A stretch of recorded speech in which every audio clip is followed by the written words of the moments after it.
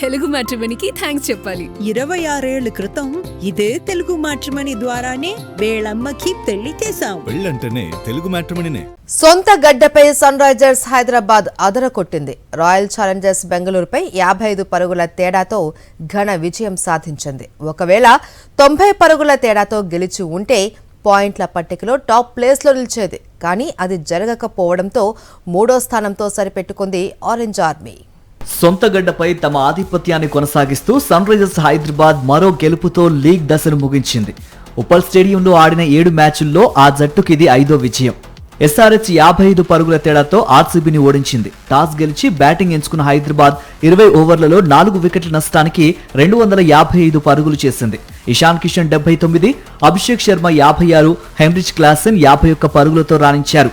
RCB బౌలర్లలో రాసిక్దార్ సలాం 2 వికెట్లు పడగొట్టగా సుయేష్ శర్మ, కృణాల్ పాండ్యా తలా వికెట్ సాధించారు. అనంతరం లక్ష్య ఛేదనకు దిగిన బెంగళూరు 20 ఓవర్లలో 4 వికెట్లు నష్టపోయి 200 పరుగులు చేసి ఓడింది.